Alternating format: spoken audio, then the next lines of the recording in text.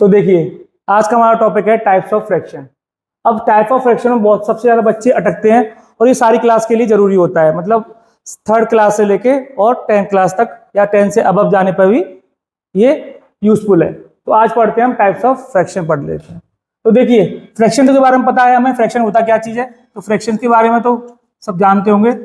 Fraction n upon D के form में होता है। n मतलब क्या हो रहा है, न्यूमरेटर हो रहा है, और d से डिनोमिनेटर हो रहा है, ठीक है।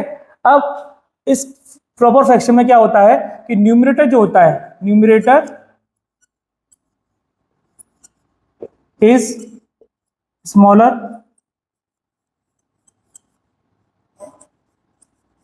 देन दी डिनोमिनेटर।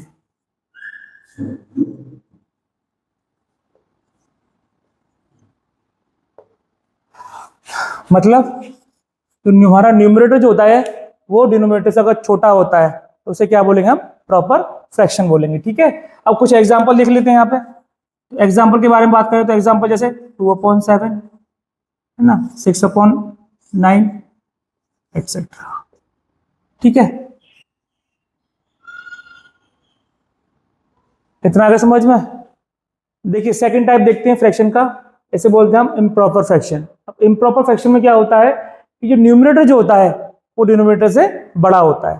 तो लिखते हैं यहाँ पे कि न्यूमरेटर इज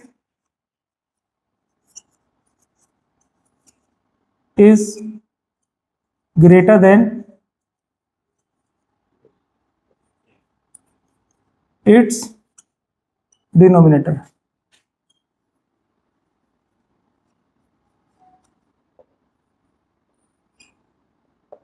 मतलब क्या हुआ, न्यूमरेटर जो होता है वो डिनोमिनेटर से बड़ा होता है। इसको हमने इस तरह दिखा दिया।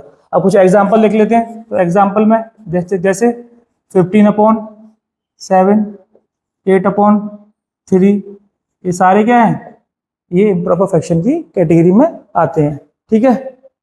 अब आइए देखते हैं तीसरा वाला टाइप, ठीक है। तीसरा टाइप क्या होता है कि मिक्स फ्रैक्शन कहलाता है। अब मिक्स फ्रैक्शन में क्या होता है कि यहाँ पे होल नंबर और फ्रैक्शन का पार्ट ऐड करके यहाँ पे मिक्स फ्रैक्शन बनता है। तो देखिए it is the combination of, इसकी डेफिनेशन लिखें तो it is the combination of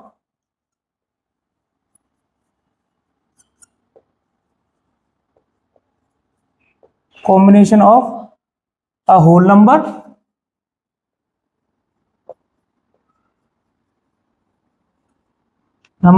and a fractional part, या फ्रैक्शन लिख दो, ठीक है। समझते हैं इसको, ठीक है। अब जैसे लिखा मैंने 2/7, ठीक है। तो ये जो पार्ट है, ये वाला पार्ट जो है वो क्या होगा, होल पार्ट होगा, और ये वाला जो पार्ट होगा वो क्या होगा, फ्रैक्शनल पार्ट होगा। इसको फ्रैक्शनल पार्ट बोलेंगे, ठीक है। इसको होल पार्ट बोलेंगे। हुआ क्लियर, ठीक है। अब यहाँ पे एक चीज और होती है कि ये वाला जो पार्ट, ये फ्रैक्शनल पार्ट का डिनोमिनेटर होता है वो इससे ऊपर वाले से छोटा ही रहेगा, मतलब बड़ा रहेगा, सॉरी बड़ा रहेगा, छोटा नहीं हो सकता है, ठीक है। जैसे एग्जाम्पल और देख लेते हैं, आगे एग्जाम्पल देख लेते हैं। जैसे 2/7/9, ठीक है, 10/11/19, ऐसे कुछ ये सारे एग्जाम्पल है मिक्स फ्रैक्शन के, ठीक है।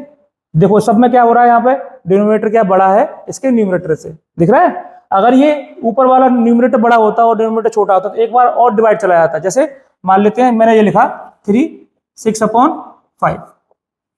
अब ये इसकी मिक्स फ्रैक्शन लग रहा है, लेकिन क्या दिख रहा है हमें, यहाँ पे न्यूमरेटर बड़ा है और डिनोमिनेटर छोटा है, तो डिवाइड एक बार और चला जाएगा इसमें। तो जैसे मैंने माना 5 पर डिवाइड अगर 6 में कराएंगे तो कितना आएगा, 5 ये 1 बचा। तो 3 तो पहले से था, ये वाला जो होता है वो आगे पार्ट आता है प्लस, और इसको 1/5 लिखेंगे तो 4/1/5 हो जाएगा। ये हुआ क्लियर, ठीक है। ये ठीक। अब देखते हैं इसका फोर्थ वाला पार्ट जो होता है यूनिट फ्रैक्शन। अब यूनिट मतलब क्या होता है, यूनिट का मतलब होता है 1। तो जैसे अब लिखेंगे कि अ फ्रैक्शन, इसकी डेफिनेशन लिख देते हैं, a fraction whose numerator is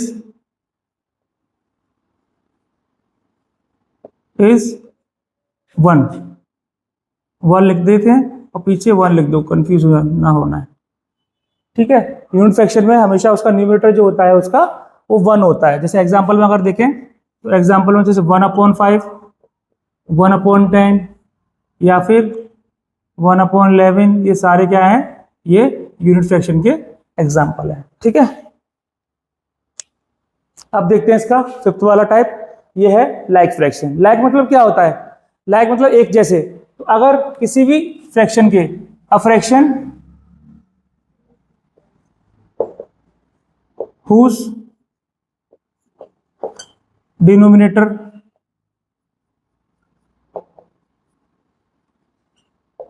are same are called like fraction।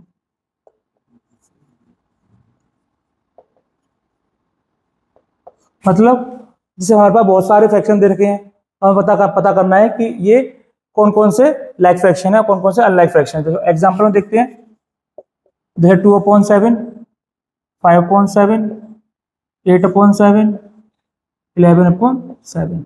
तो यहाँ पे प्रॉपर इम्प्रॉपर दोनों ही टाइप के लाइक फ्रैक्शन हो सकते हैं।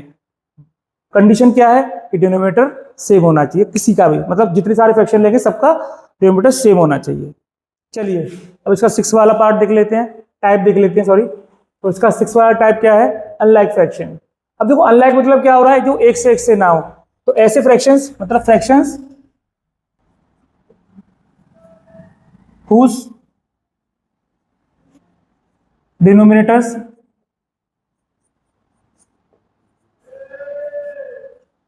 thus are not same।